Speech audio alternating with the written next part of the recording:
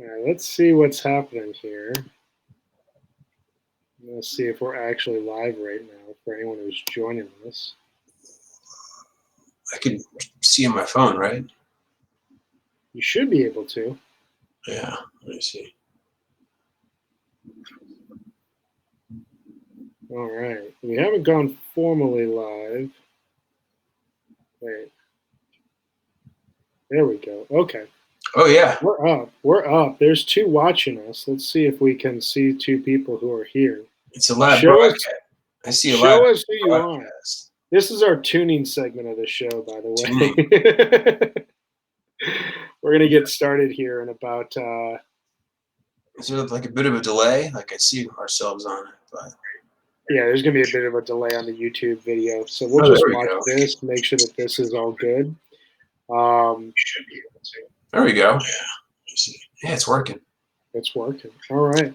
It's Welcome, working. everyone, as you're coming in for the first ever BTP live deep dive. First ever, and probably not the last ever, especially Not the last. for, We've got one on the books for next week. We've got a contract. Yeah. You're right. As long as we're quarantined, we will do our best to entertain. Yeah, exactly. So we're going to get started here in about 3 minutes. We just wanted to make sure that all this was functioning and working, but thank you guys so much for joining us. Normally, this is the time of year I start getting really excited for Mets baseball, but I would not be surprised if there is a baseball deep dive that just randomly happens here. Yeah, why the hell not, right? I mean, we got the time.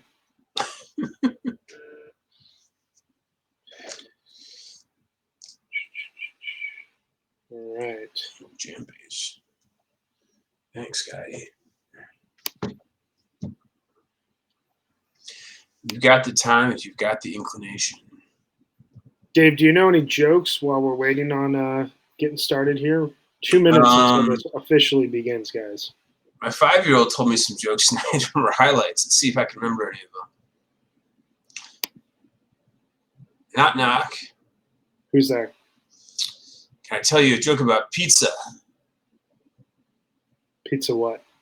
I'm not going to tell you that joke because it's kind of cheesy. All right, and that is the comedy segment of tonight's show. Thank you, everyone, for joining us early as we get settled in here. We're just getting tuned up right now. You know, this is You can tell some dirty. I don't want to tell any dirty jokes. Our compatriots over at 36 from the Vault. I'm always jealous. They spend the first 8 or 9 minutes of their episodes tuning up, and so that's what we're doing right now. We're going to get started here officially in a minute. What's up, John McGar? Thanks so much for hanging with us here. John and Marika are hanging from New Jersey. Super excited to bring you guys tonight's show. I'm going to go and give a big retweet here on Twitter, and then I think we can probably get started, right? Uh-huh. All right. Give me 1 second while I do this live. That's good.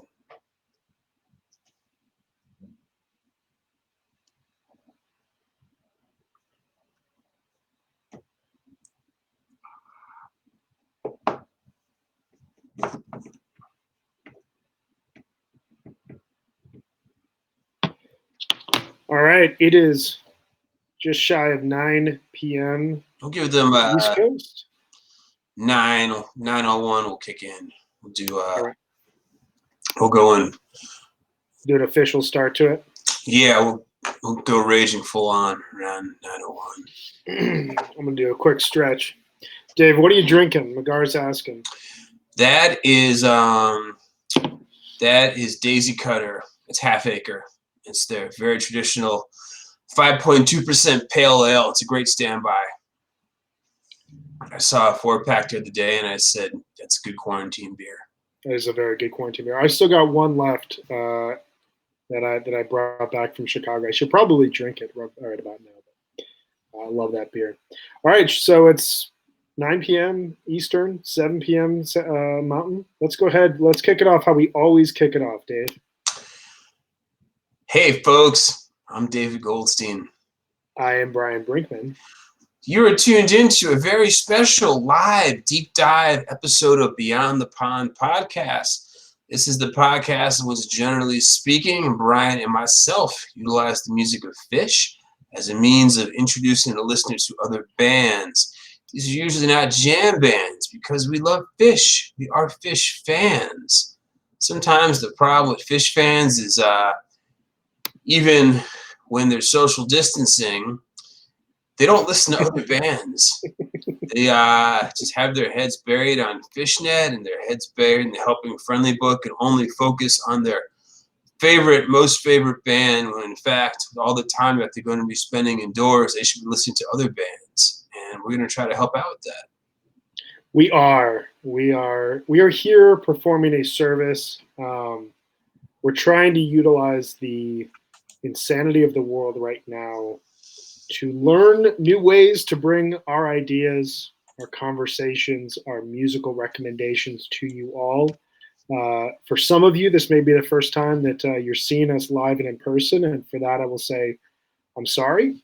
For some of you, we got some good friends hanging with us here tonight as we bring you our first ever live deep dive here on YouTube, presented by Osiris Media, our wonderful, wonderful network. So before we kind of get started into the show, I want to give you guys kind of a sense of what we're doing here. The idea here is to bring you guys together, drink some beers, hang out, share some opinions, most likely bad opinions. Bad takes only. As well as recommend some music. The hottest bad takes. The hottest of hottest takes. The stove is cold this time of year because there is no baseball. So whatever we can do to bring some bad takes to you guys. But what we're basically going to do tonight, we are covering one of the best sets from one of the best shows from, I would argue, the best month in Phish history. This is the night that kicks it all off. This is December 1st, 1995. We're going to talk tonight about the show at large. We're going to talk about the tour at large, but we're going to focus mainly on the second set of December 1st, 1985, which is a very classic set. Basically, what we're going to do here, we're going to go into a deep dive like we do on our episodes that so many of you, we're so grateful for, you listen to every other Tuesday. Hashtag Tuesdays have no feel. We're going to talk about kind of the larger themes and ideas around the show. We're then going to jump into, it wouldn't be a Beyond the Pond episode if we didn't recommend new albums to you guys. So we're going to recommend what we call essential quarantine records. We're also going to do a quick new album recommendation.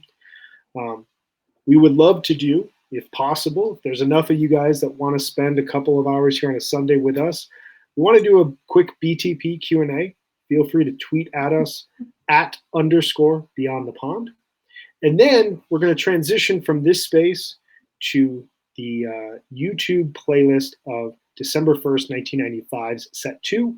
I tweeted that out earlier today in a kind of our original tweet of this, but I'll send it out right before we transition over. We'll give you guys kind of a 5-minute heads up for that. And we're calling this our Tweet Party Time Kinda section of the show. Yeah, you can ask questions via Twitter. I think you can also just enter them into the comments in the sidebar, right? Absolutely. There's multiple options for this. We're still getting used to it, so if there's ever like a weird pause, that would be edited out of the episode. But here it's us trying to figure out where exactly you're asking questions. Yeah, generally speaking, Tuesdays have no feel, but now Tuesdays, Mondays, Wednesdays, Thursday. So so what are our themes here tonight, Dave? Not sure what day it is. Anyway, the themes you're going to be expected to hear in this episode, including greatest of all-time shows, greatest of all-time eras, and essential quarantine listens. So normally I'd say let's get to the Phish. We play a sound clip, but I'll do the sound clip. All right. Let's get to the significance of this show, December 1st, 1995. What do we got? Well, Dave, why are we talking about the show? What is kind of the overall feel for it? This is, in our opinion, a damn near perfect Phish show. I'll tell you that I think it's probably my favorite 2-set Phish show of all time.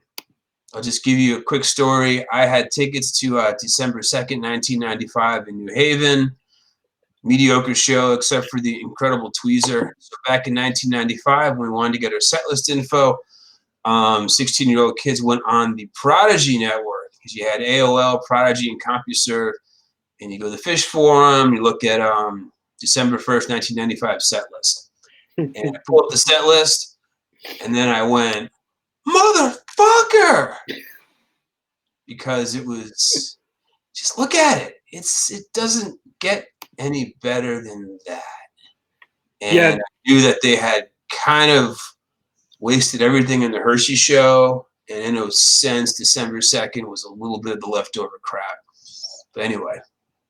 Yeah, December 2nd, I mean, we'll talk about this here in a second, but December 2nd proves the greatness of December 95, because you get this kind of show, but you have this Tweezer as the centerpiece of that show that's just so remarkable and lasts throughout, we're still talking about it 25 years later. But I would agree, this is a damn near perfect show. Just kind of running through it. You open up with this 1-2 punch of Buried Alive and the Down with Disease.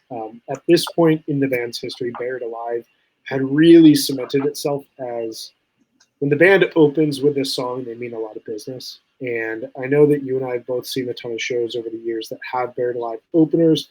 They 90% of the time lead to incredibly fun shows. I feel like the last one I saw was Halloween 2018, which is one of my favorite shows I've ever seen. The last one I saw was December 29th, 2018, which is a fantastic show, obviously. Yeah, because I think they didn't open up Camden Night 3 with it, but they played it early in Camden Night 3. Yeah. Wasn't the opener, though. Yes, exactly. But it's just like one of those great kind of out the gates openers. You know that they mean a ton of business. They go into Down with Disease here, and the riff in this Down with Disease, this is the bar for the song in a Type 1 setting. There's these added riffs and added notes that Trey's adding into it. There's so much energy. I listen to this whenever I just need like a quick burst of good energy and positivity from Fish. It's one of my favorite things that they've ever played in like a very contained version. It's basically my favorite under 10-minute first set Down with Disease. I think, wasn't this using Guitar Hero? I think it was. Yeah. And there's a really good YouTube video that we'll link to here at some point here tonight. There's a guitar teacher that discovered this Down with Disease and just like has this freak out on air. It's awesome. But of note, this was only the third Down with Disease of 1995, coming here on December 1st. It appeared in what felt like every other 1994 show, and then only was played, I believe, a total of 5 times in 1995. But the version that precedes this is June 26, 1995, from Saratoga Springs. I think my 4th tape I ever received. It's such a dark, such an experimental version. It might have scared the band and even some of their fans from playing it again. That's a wild version. It goes into like a crazy free after that. It certainly scared them from playing Don't You Want to Go ever again. Come on, Fish, guys. If you're like by any way tuning in here, like Trey, we know that you're writing a song a day right now. But if you're listening, we'd love to hear "Don't You Want to Go" again. We're gonna throw that out there, man. No good reason to retire "Don't You Want to Go" unless the keyboards that start that. Oh my god, I love it. It's basically Passing Through, but better. Anyway. Following this version, so they played Down with Disease again on December 12th, which is a 30-minute epic version, and then you get it again on December 29th. I don't think there's a version between there, but if I'm wrong, someone tell me.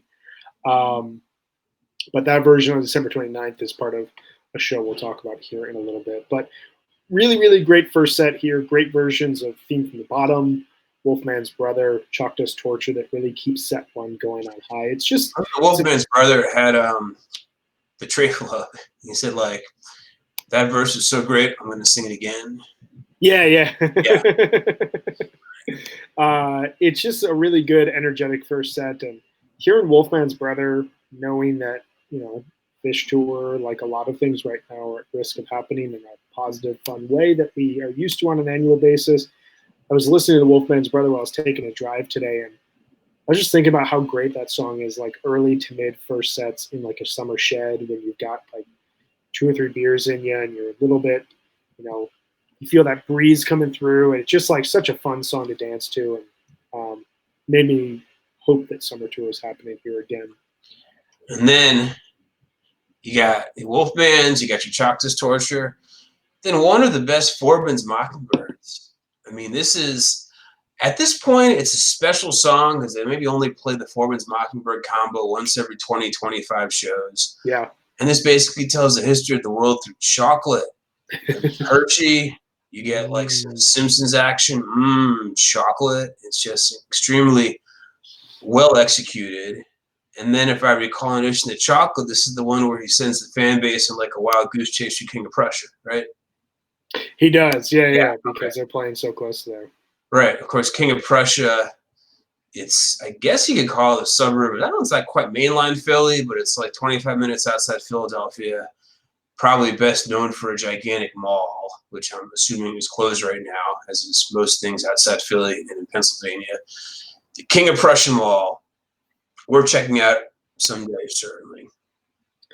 But you get a really good Type 1 stash and a cavern to round out set one. It's just, like we were saying, excellent song selection, really great versions of Down with the Z's, as well as Forbin's Mockingbird, and everything else is played with that kind of 1995 high-energy precision that really defined them at that point in time. So then following an audience chess move to kick off the second set, we get to the true meat of this show. Halley's Comet opens it up, starts off key, but then moves into a really fun, bopping little jam at that point in time. It was 2 weeks away from Halley's having a completely revelatory experience in Binghamton, another show that we're going to talk about here in a second. And it moves directly into Mike's, right into Weekapaug. This is a 29-minute segment of music that is up there with my favorite things the band has ever played. If I could get a bit Walt Clyde Frazier on you to make a basketball reference, this is a mellifluous essence of flawless just ebullience. It just goes. We say the best jams, they play themselves. I mean, kind of what comes to mind here. This jam is almost like the Mike's Groove from December 30th, 1995. The music plays the band. It just goes. I mean, if you could point out any flaws in this, it's because it's the first time they've ever done Mike's right in the Weekapaug, and they get so excited, they start Weekapaug, I think, in the incorrect. Yeah, they play in the wrong key. Right. And it can almost be excused just because it was so like seat of your pants. Yeah, when I was thinking about like comps for this jam, because you're absolutely right, it's like the music is playing the band in a lot of ways. This, like so much of December 95, and we're going to talk about kind of what makes this tour so special and what makes this month so special here in a second, but it sounds like the band is writing the song in the midst of a jam. Other great, if you're at home and you got your notepad out, we're going to rattle off some dates here, some other versions that we would recommend that are somewhat similar to this. You've got your December 5th, Bathtub Gin, December 9th, the 36-minute You Enjoy Myself that has a full-on silent jam and has one of the most incredible melodies that the band has ever conjured up in over months of writing, let alone on the fly in the moment. I referenced it earlier, the December 12th, Down with the Z's. What else do we got? December 29th, 1995, Gin, of course, the real Gin. My goodness. The December 30th, 1995, Hood, 95 being an incredible year for hoods. And then, man, December 31st, obviously, it's a bounty of riches. I mean, that Reba, the Drown into Lizards. I mean, the Drown, that's, my goodness. The Runaway Jim, Mike's Weekapaug, You Enjoy Myself. We could basically have our own Osiris podcast series about December 31st, 1995. We could do like 8 episodes about that show. Yeah. But we won't.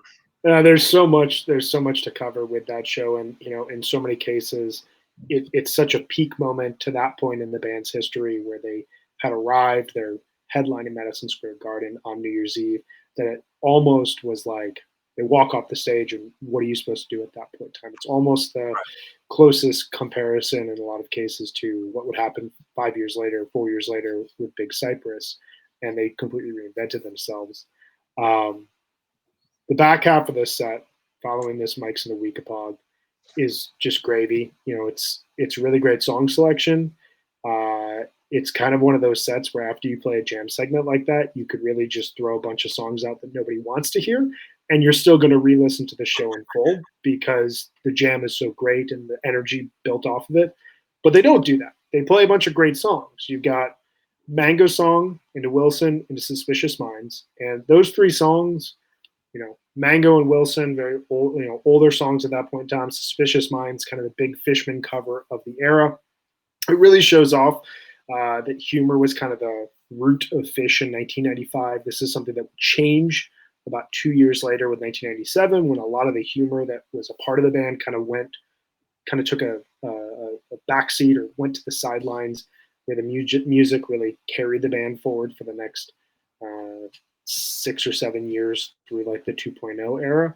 But really fun segment of music there. Extremely fun segment of music. I mean, you get the Bowie, not quite out there as most 1995 Bowies can get. Obviously, take a look at June 15th, 95, June 24th, June 29th, 1995, I was there. And December 11th, still a pretty fiery, inspired version. Really excellent way to close out a set. Yeah. And Susie Greenberg ends the show because it's 1995 and you kind of need the energetic encore tune to close out. But top to bottom, it was a live Phish release for a reason. Even before that, it was by far one of my most listened to tapes. It's just a flawless show. Yeah. What we need right now. That's all. It's absolutely what we need right now. What are your other favorite 1995 shows that we got from December? Before we jump into that, I want to give two really quick, actually three really quick shout outs here. One of our close friends, Rob Brennan, Supermoon Beer Co.'s founder, CEO, they're opening up hopefully this year. We are planning to do something with Rob at some point this year. We're hoping to still be able to travel to Milwaukee for a really fun and special episode with him. If you're in the Milwaukee area, Rob is a fantastic, knowledgeable beer drinker, beer maker. I don't know if I use that term correctly, but what's up, Rob? He's a brewer. He's a brewer. That's the word. we would edit that out. He's a master brewer. Jonathan Hart, our fellow compatriot here at Osiris Podcast, at Osiris Media. Jonathan was at this show. He gave me a very energetic text when we said we were covering this. We've had Jonathan on a couple of times. He hosts a fantastic Broke Down podcast, as well as we got Sammy in the house. Sammy is one of our digital media specialists here, marketing specialists here at Osiris. He says that 12/1/95 is his favorite show of all time. He says 12/1/95 over 12/31/95. Don't at me. And we have a special guest showing up here for 1 second before we jump into the next segment. Oh, hey, Wally. Hi. Wally Pipes. This is my son, Wallace Piper. Hi. What do you have to say? Poo poo. There you go. What sums up the current situation we're in more than that? Hi, Uncle David. Hey, Wally. I feel like the guy from BBC. My kids, I'm on the East Coast, so my kids are asleep. I'm seeing people who jumped on here. I want to give a shout out to one of my closest, maybe my best friend, this guy, Kevin Finkel. He's a huge Phish fan. He joined us on our Broadway episode, and when he's not listening to Phish, he's an anesthesiologist. So right now, he's a fucking hero. He's time is going to be difficult going forward. We're going to need all the help from all the medical professionals we can get. So Thanks for doing some relaxation with us, Kev. He's asking about December 15th, 1995 from Philly. Weird show. We're going to get to it because that is in this next segment. Kevin, what's up? And thank you for everything you're doing, man. All right, so we're going to jump here into our favorite December 95 shows. And this is kind of a weird segment in that all of the above is kind of the appropriate answer. This is very similar to fall 1997 in that sense. But Dave, what were your kind of 4 or 5 favorite shows from the month of December 1995? Well, December 1st, which we're talking about here. December 9, 1995 from Albany, which has probably the greatest union drum itself of all time, plus a Wilson with a Beavis and Butthead accented Wilson. They had like a Beavis and Butthead noisemaker that they were firing off during that Wilson. December 14, 1995 from Binghamton. Shout out to our buddy Josh Carver. I think that's his favorite show of all time. That is an incredibly good show. Then I've got December 29, 1995. I was there. I was 16 years old. I was having the time of my life. I probably screamed too loud when they played Bouncing after late in the second set. That's okay. I was kind of jaded. Honorable mention to December 2nd, 1995. Not a great show, and yet probably the fastest, most athletic tweezer I have ever seen in person. That was it was worth it for that. So I've got December 5th, 1995 from Amherst, Massachusetts. I talked about the Bathtub Gin earlier. It's got a horn opener. It's got Run Like an Antelope, really strangely placed midway through the first set, I believe. Overall, it's just a really great flowing show. It's just got all the energy that you're looking for from a December 1995 show. And it also has, double checking here in live time. No, I can't pull that up. That's not working. But I believe it has one of the best hoods of all time. December 5th? Yeah, December 5th. Yeah, right?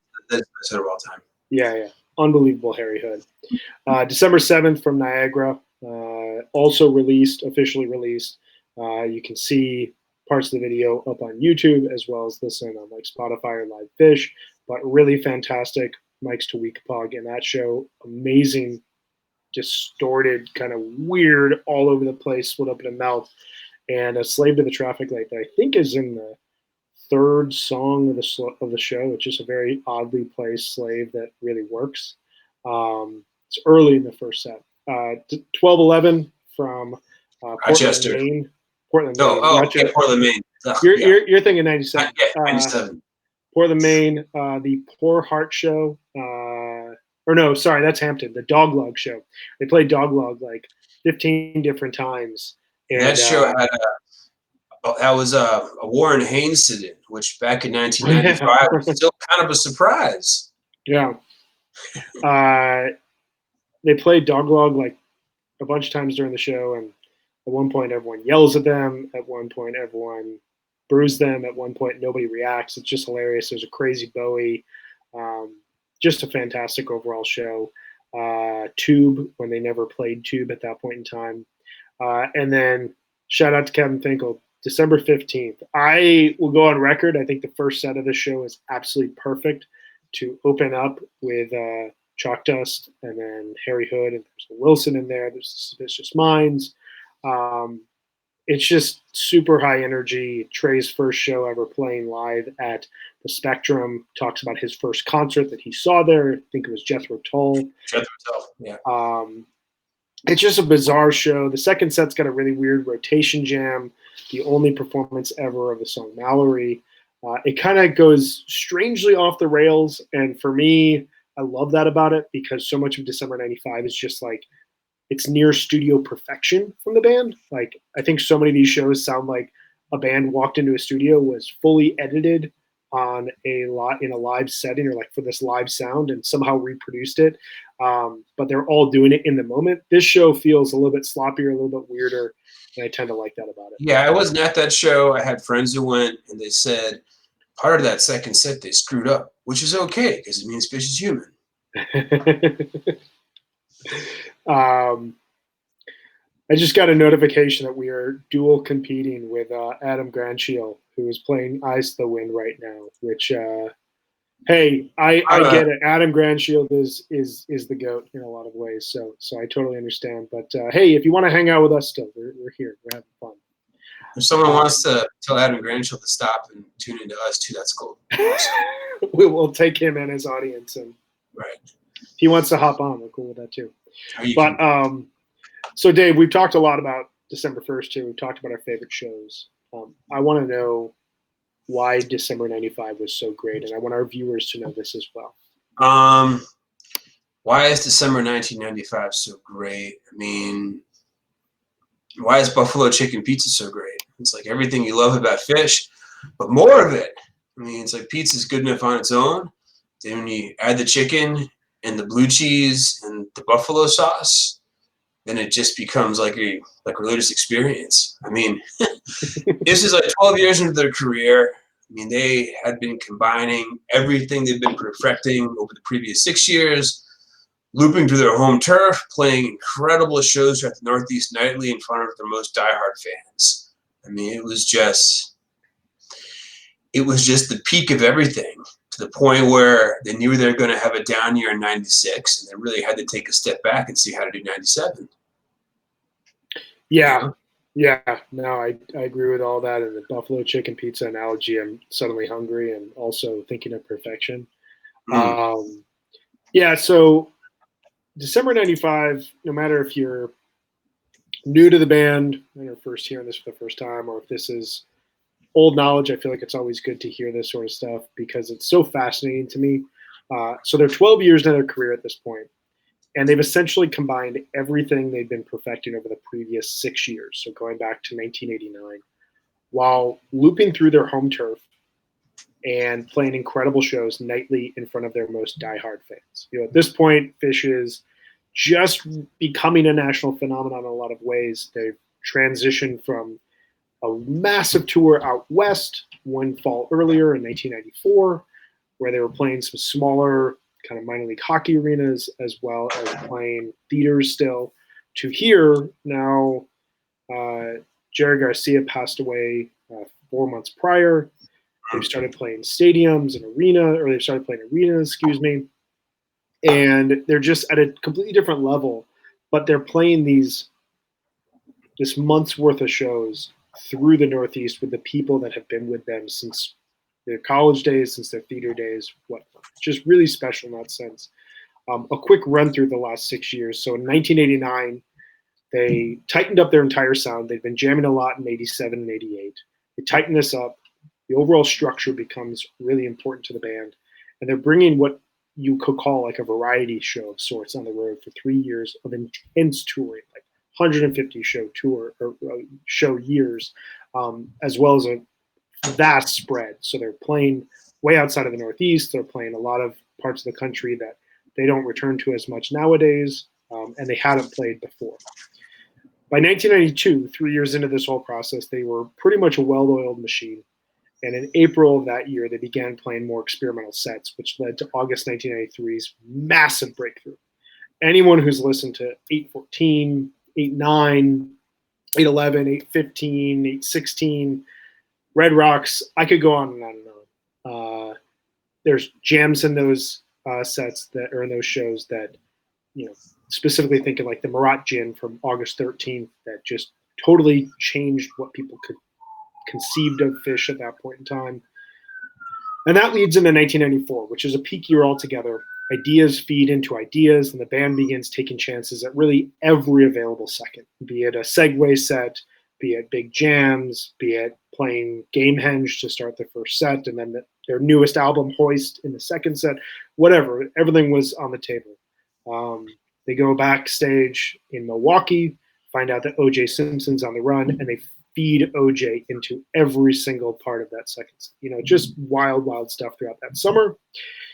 And in the fall, they go into this deep dive journey into avant-garde Phish.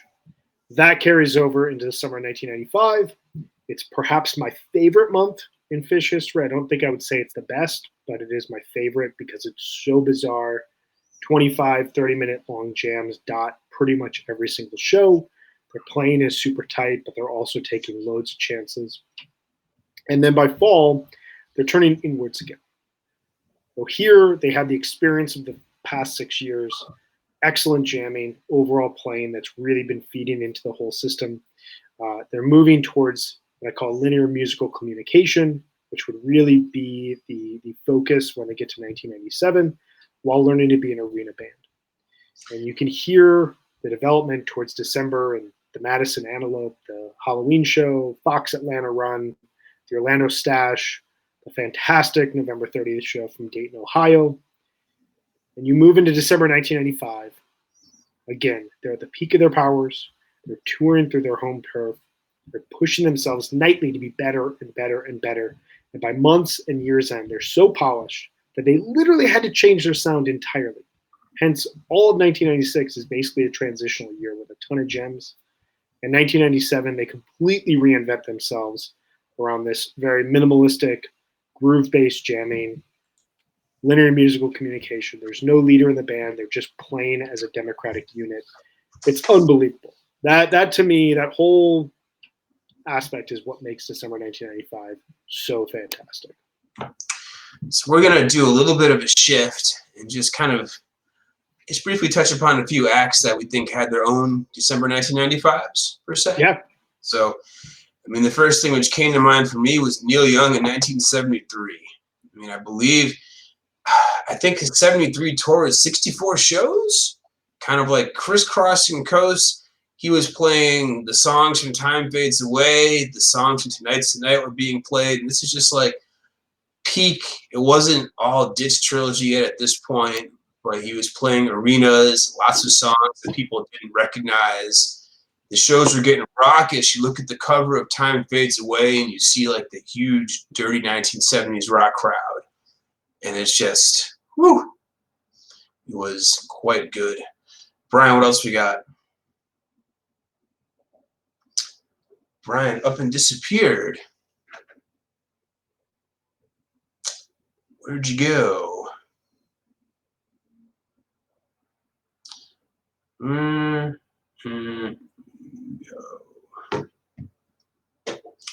Is it just me for the time being? All right. You back? We're back. We're back. What happened? Where'd you go? Yeah, I was just told that my internet connection was lost, which is kind of crazy, but we're back. Okay. Keep going with your fantastic deep dive into Neil in 73. All right. Radiohead, U.S. Summer Tour 2001. This was a Radiohead that had released Pablo Honey, The Bends, OK Computer, Kid A, and Amnesiac. So when you have those albums under your belt and you're playing huge outdoor sheds in America, I know I saw them in August of 2001 at Liberty State Park with the Beta Band opening. There's just no possible way for that to suck. It doesn't, you know. There's no way. I'm going to probably catch some flack for this, and that's okay. That's okay. U2's 1991 to 1993 Zoo Station tour. You're coming off of one of the biggest albums of all time with the Joshua Tree. You play a live album, essentially make a documentary with Rattle and Hum. Have no idea what to do, and they come back. They shift everything around, similar to what we're talking about here between Fish in 1995 and 97. Come out with Achtung Baby, one of the best chameleon records that any band has ever put out. You go on this unbelievable, insane world tour that lasts 2 years. Within that, you stop in the studio and you make Zooropa, one of my favorite U2 records. Just incredible stuff. Springsteen in 1978, coming off of Darkness on the Edge of Town. There's a full show up on YouTube from Springsteen playing in Passaic, New Jersey. New Jersey, right. That's like 4 hours long. He opens up with Badlands. And it's just, it's crazy. He's got so much energy. He's playing at like 100 miles an hour every single song. Clarence comes out. It's incredible, incredible stuff. I'm not positive, but I know that there's a Full Dead show Also from that same theater from 1976, that was broadcast by the radio station WNEW. So I don't know if that was also in conjunction with WNEW, but that show's incredible, that Springsteen show. The Springsteen show and the Dead show you're talking about, I know our close friend and they kind of former guest on the show. Yeah, they do. They're all black and white and kind of, they have this like very, they really kind of put just a look on classic rock as though it's like imprinted in the 60s and 70s forever. I love the vibe of them. Our close friend Josh Carver was watching the Passaic Dead show last night, which I then turned on, and my God, the start of that show, the Help on the Way Slipknot is so sultry. It's like that's the second set. Is it? I don't know. I don't think so. I think it opened the show.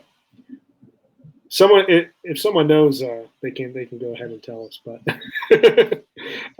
But speaking of the Dead, we wanted to go with a little bit of an obvious pick here. What do we got? Obviousness. Sometimes the obvious choice is the best choice. The Grateful Dead's December 1995, May 1977, spring of 1990. I mean, you could also say Europe 72, all of 1973. But if we're going to boil it down, those May 77, spring 90 were the first things that came to mind. Absolutely. Just because flawless, every show. 30 years ago was the Dead Spring 1990 tour. 30 years ago was Cops Coliseum, Hamilton, Ontario, night 2. Probably the best Scarlet Fire from 1990. Check it out. I listened today. Incredible stuff. Mm-hmm. All right, so we're going to transition here one more time. We've got 2 more segments before we jump into new albums. So just want to give you guys, this is notebook time here again. Get out pen and paper. Yeah, I know I've gotten feedback from a couple of our fans. Shout out to Justin Bruce, the greatest weatherman in Las Vegas. Who I've seen a bunch of shows with, that when he listens to Beyond the Pond and we get into recommendation of versions, he has to pause it to write things down. So there will be a test, if you will. So we want to go through kind of the best versions of Mike's song, because that's the big feature of the show. That's the big feature of the reason why we're playing this overall set, why we're going to be talking about it over on Twitter here shortly. I'll kick this off here. 8/21/87, Ian's Farm, really wild early version. Jumping ahead to December 30th, 1993. One of my top 5 favorite Fish shows I've ever heard. I remember listening to it for the first time when I finally got the tapes when I was just starting out as a Fish fan, and that Mike song is just unbelievable. 1995 has some great versions, including the one we're talking about here. June 20th, 1995, Blossom. June 30th, 1995, from Grant Woods. October 25th, 1995, from St. Paul. This goes into famously a Breathe jam. Pink Floyd, Dark Side of the Moon, Breathe jam. And then December 7th, 1995, from Niagara Falls, another Mike's Into Week Pog, as well as December 31st, 1995, from MSG, which is one of my favorite versions ever and ends with a digital delay loop jam. Then take us into 96. All right, getting into 96, August 13th, 1996, from Deer Creek. Of course, that was one of the first live Fish releases, the plastic CD cases that drip plastic all over your CDs, rendering them not playable. November 15th, 1996, from St. Louis. This was the second set, brought to you by the letter M. So you got like Mean Mr. Mustard, Melt, and then Mike's, the Week of Pog, which was basically John Popper just going off on the harp. November 6th, 1996, from Knoxville, Tennessee. I know we actually talked about that directly in a prior episode of Beyond the Pond. Episode 19. All right. Thank you for that assist. November 22nd, 1997, from Hampton Coliseum, Hampton, Virginia. Of course, that's a legendary show, officially released. And December 2nd, 1997, from Philadelphia. One word, 2 syllables, Fishman. That is the kickoff of the Power Hour of Fish 97. Oh, yeah. We need the Philly 97 box set so badly. Come on, Kevin Shapiro. We do. To me. We do. To me. We do. The segue into Dogface Boy is one of my favorite things the band has ever played. For like 2 minutes, you hear the theme kind of floating around of Dogface Boy, and Trey's playing all these different notes and just kind of around and around and around. And then suddenly he starts singing the lyrics, and it's just so calming, so soothing. So jumping into 98 here, April 3rd, 1998, from Nassau, the Island Tour, unbelievable Mike song and an incredible show. July 17th, 1998, from the Gorge. This is another Mike's into Weekapaug. December 30th, 1999, the My Bloody Valentine Mike song. Red lights, smoke, and just incredible, like, shredding over chords from Trey. Really, really incredible stuff. June 28th, 2000, from Homedale. This is a stop-start mics that then I think goes into Albuquerque and then goes into Weekapaug Groove. It's just really bizarre. The Bathtub Gin earlier in the show. Yeah, Bathtub Gin is about. That's the Turbo Gin. It's hyperspeed. And then jumping into 3.0, we got friend Drew Fish to thank for the August 4th, 2015 Mike song from Nashville. As Fish would sing in a later song, you will always remember where you were. I definitely remember where I was, lying in bed, falling asleep, and then they start playing Mike's song, and then they go to the jam, and I just wide awake. Oh my God. Text my buddy John McGar, who I think is still hanging out with us. Incredible moment. August 2nd, 2017, the Holy Mics from Holes Night at the Baker's Dozen. And then finally, October 28th, 2018, from Nashville. Maybe Dave's favorite show the last couple of years?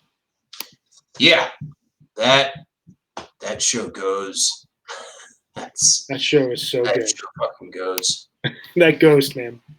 All right, so last little bit here before we jump into new albums, and then we'll get over to the show. And once again, thanks everyone for hanging with us. I saw RJ jump on here a little bit ago, CEO of Osiris Media, host, co-founder of HF Pod. So happy to have you hang with us. Thank you everyone who has joined us tonight. Hope that this has brought a little bit of joy and happiness to your evening and to your quarantine. One thing I wanted to touch on here. So this Mike's in a Weekapaug, the segue is really kind of one of the most fascinating parts of it. Like, there's a moment 15 minutes in where Trey just starts hitting this chord that almost sounds like it could be Weekapaug. And I want to give a little bit of a hint. So I do the editing over for 36 from the Vault, and I'm editing episode 6 right now, which is Dick's Pick 6, and they're talking about Scarlet and Fire. And Rob Mitchum, one of the hosts, talks about how Fish doesn't necessarily have like a Scarlet to Fire, which is really fair. This like moment where they jam and they're jamming and they're jamming, and you kind of hear this hint of a song, but you don't know what it exactly is, and then it goes into it. Like, that's something the Dead really perfected with Scarlet to Fire as well as China to Rider. And Fish, a lot of the time, like, you'll hear the segue happen kind of immediately, and then it'll go into the song. But we wanted to find some versions that disproved this. And we came up with about 10 different versions that disprove this. And we'll jump into them here. So we talked about this earlier, but the December 7th, 1995, Mike's into Weekapaug, similar to this version. When does it become Weekapaug? When is it still Mike's song? Who knows? Later that month, December 29th, 1995, the Real Gin, Bathtub Gin into the Real Me into Bathtub Gin. This is one of my favorite. When is it the Real Gin? Or when is it the Real Me? When is it still Bathtub Gin? As well as December 31st, 1995, Drowned into Lizards. What do we got here for the next couple, Dave? July 22nd, 1997, where Mother Nature was the fifth member of Fish that evening. We had unbelievable second set Down with Disease into Mike's song, one of the smoothest segues ever. July 31st, 1997, David Bowie in the Cities and the David Bowie, of course. Sorry, I had that date wrong. I just realized it's July 30th, 97. Yeah, I'm sorry. Right. That's the answer. July 30th, 1997 from the Ventura official release. July 4th, 1999, Ghost and the Slate of the Traffic Light. July 25th, 1999, a Brian Brinkman perpetual favorite, My Friend, Into My Left Toe, Into Whipping Post. Yeah, you talk about official releases. That is my second favorite Fish show of all time. I would do anything to see that released live. And then I'll close out 1.0, June 29, 2000, Drowned Into Rock and Roll. That was Homedale Night 2, right? Homedale Night 2. Right, going to Hartford from there. Okay. Another push, and for anyone who hasn't sat down and listened to this straight through, the June 28th, 2000 through July 4th, 2000, there's about 6 shows I want to say in there. Man, that would be an incredible box set, and just every single show builds on itself. I love that period so much. So jumping into 3.0, July 31st, 09, one of my favorite shows from early 3.0, great Red Rock show, Drowned into Cross-Eyed. August 19th, 2012, part of Dave Goldstein's favorite third quarter of 3.0, Light into Sally. Just an amazing 45 minutes of Fish, and that segue is incredible. December 31st, 2014, Theme from the Bottom into Cities, just very buttery, silky segue there. August 7th, 2015, the Chalk Dust into Tweezer. They kind of Trey starts finding the riff of Tweezer about 17, 18 minutes into it, and then figures out his way into Tweezer. It's really, really good stuff and an excellent show. There's like really, I think if you went the percentage of incredible shows played at Blossom Amphitheater in Cuyahoga Falls, there's like no bad shows there, that venue. It's one of the highest batting average venues that I've only seen one show there. I saw the 2010 show, which had some ups and downs, but had a really cool rock and roll, Harry Hood, Instant Karma was played there. Oh, there's amazing Backwards on the Numberline there. Like, it's super dark, and Trey gets into this really wild riff. No, what is it about like Cuyahoga Falls? It's like a Mike Trout batting average, that venue. Yeah, and it's a beautiful, beautiful venue. It's one of the prettiest venues I've ever seen a show at. And then wrapping it up here, one of my favorite shows I've ever seen live. Sam Timberg is in here somewhere. He was up this show with me. August 31st, 2018 from Dick's Night 1. We play Free and then Harry Hood, but then later in the set you get Ghost into Cross-Eyed, and it's just one of my favorite moments. I remember looking across the field. Whenever there's a great moment at Dick's, it looks like the band just won the World Series. I felt it at the 9-1 2012 Light, felt it again at this version, felt it during kind of the peaking jams on September 1st, 2017. Just unbelievable stuff when the band connects like this at Dick's. So those are our lists for the Fish Scarlet Fire / China Rider style jams. Are they in this? Are they still in this? We don't really know, but some really good segues there. So we want to transition here now. Usually there would be music at this point. Well, we may get that figured out in the deep dive number 2 or number 3. Who knows? We'll see. We're just thankful you guys are hanging. We want to talk really quickly about some new albums before we jump into the live tweet and collective viewing portion of the evening. We'll be watching December 1st, 1995, set 2, and kind of tweeting out our thoughts as we're watching it for you guys to enjoy, just pretending that there's a live Fish show happening tonight. So we want to talk really quickly here about essential albums during quarantine. Dave, what would you recommend as an essential album during quarantine? One that came to mind was an album from 2004. This is a Canadian indie rock band called Stars. The album is called Set Yourself on Fire. So I think that's what a lot of us want to do right now. And even when the first thing you turn on the record, you hear a voice that goes, "When there's nothing left to burn, you must set yourself on fire." And really, it's not a metal album. It's very, it's a kind of like mid-2000s blog rock, Canadian indie rock album. I mean, there's got some elements of shoegaze.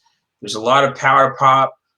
There's very good harmonies, and the album kind of feels like one big contented sigh, especially the first song called Your Ex-Lover Is Dead. They have two vocalists, kind of somewhat theatrical vocals, courtesy of this guy named Torquil Campbell, who always kind of sounds like he's auditioning for like an off-Broadway play, but it's charming. And then there's the Stevie to his Lindsay, a woman named Amy Milan, who's also a very excellent vocalist. Really, it's a classic Canadian pop record. It's by far the best Stars album.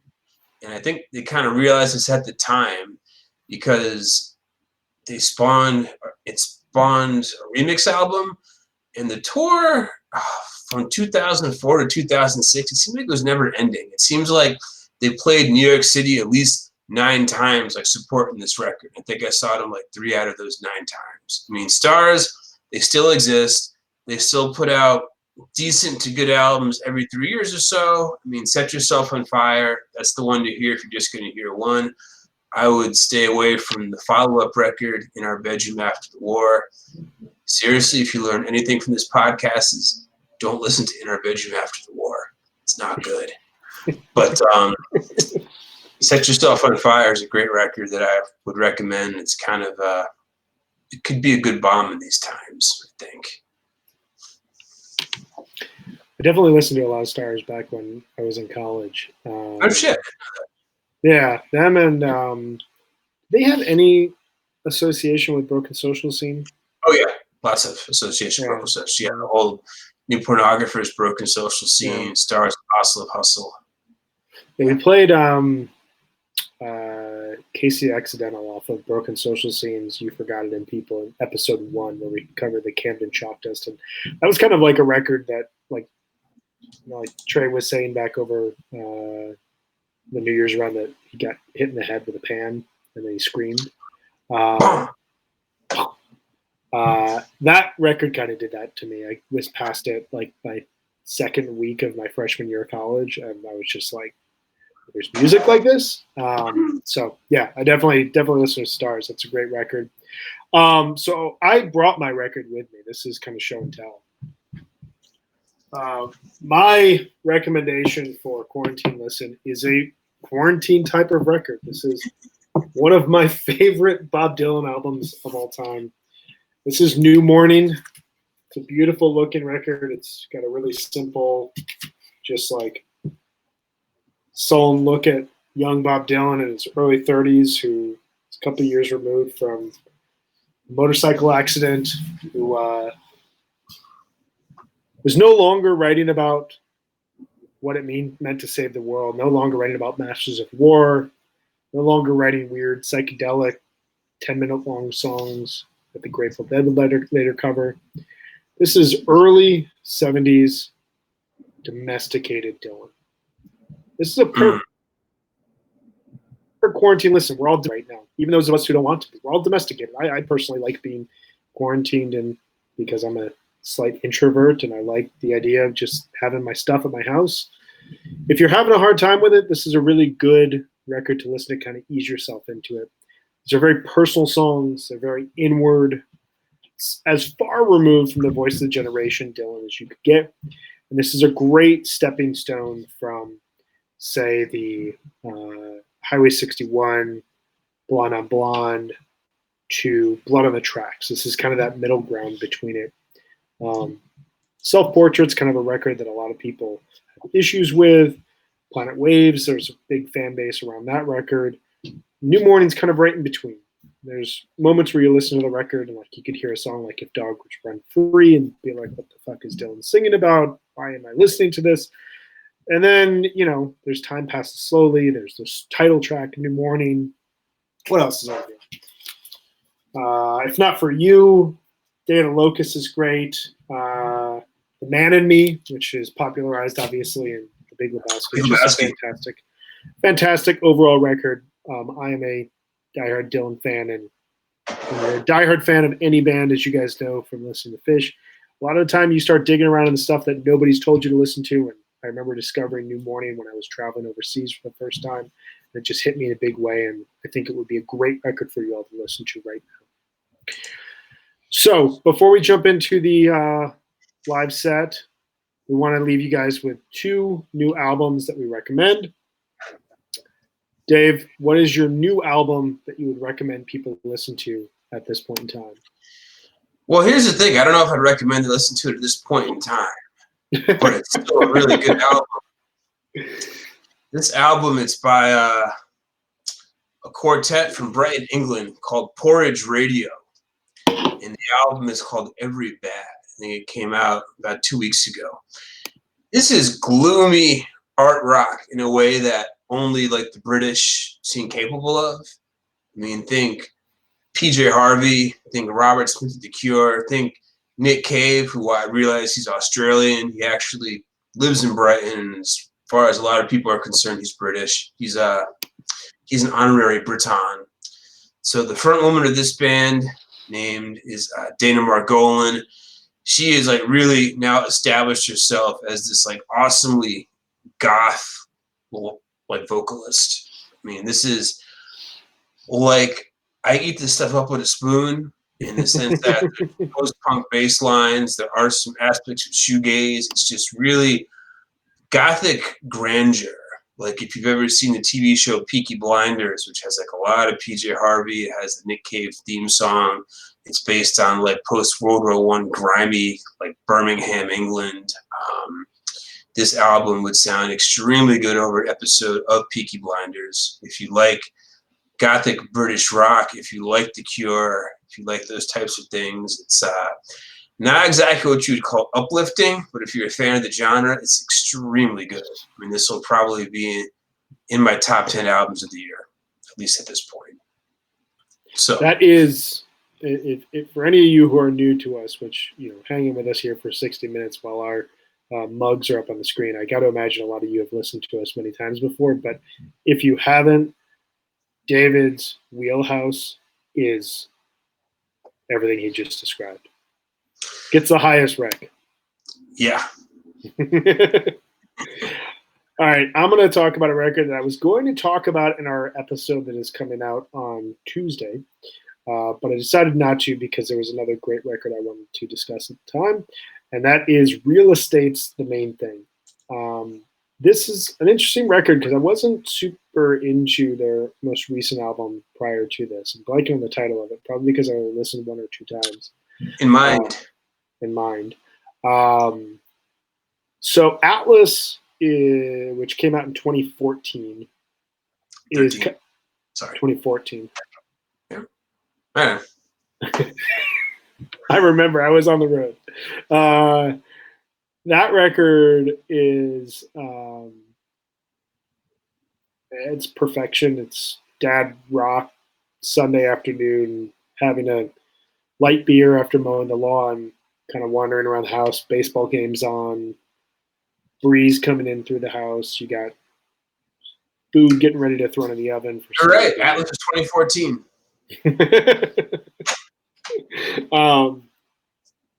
Atlas was a perfect record for me. It was kind of preceded me becoming a dad, but like made me feel okay about the whole process.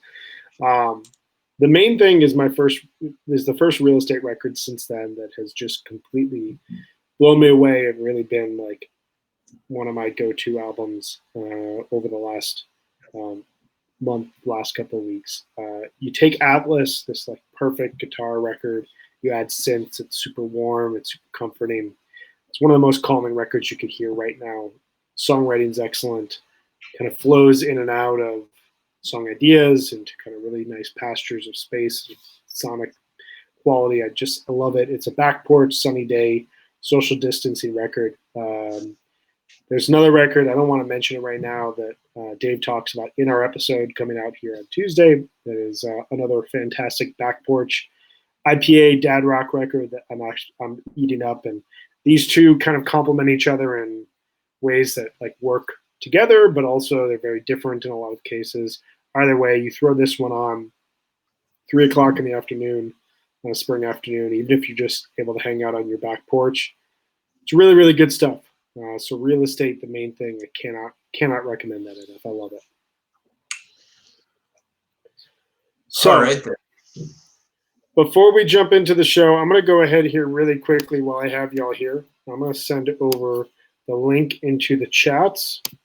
So this will be incoming. We're going to give you guys probably like a 5-10 minute break here just to make sure that you guys are able to get settled. Having a hard time with the link here. 1 second. Let's see if this one works. But that doesn't work. Give me 1 second here, guys.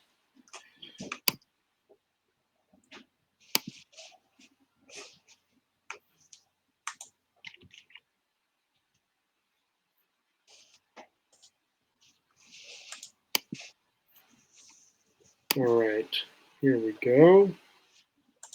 You got it? Yep. Sending it in, coming now. So this is the playlist of the December 1st, 1995 show video. If you guys want to go ahead and access that, we're going to jump into it here in about 5-10 minutes. We'll give you guys a heads up on Twitter. But before we do that, we want to thank you guys all for coming out and hanging with us here on the Sunday evening. We hope you are all doing well. We hope you and your families are healthy and happy and okay with everything right now. The world is kind of crazy. We're going to try to do more of these as just like hangs with you guys over the next couple of weeks, next couple of months, however long we're in this whole thing. Mm-hmm. But we do want to remind you guys, we have a new episode coming out here on Tuesday. This is going to be episode 93. Very excited about this dropping. In terms of kind of our spring output, we have a bunch of ideas. What we're kind of thinking we're going to do is focus a ton on new jams over the next couple of months.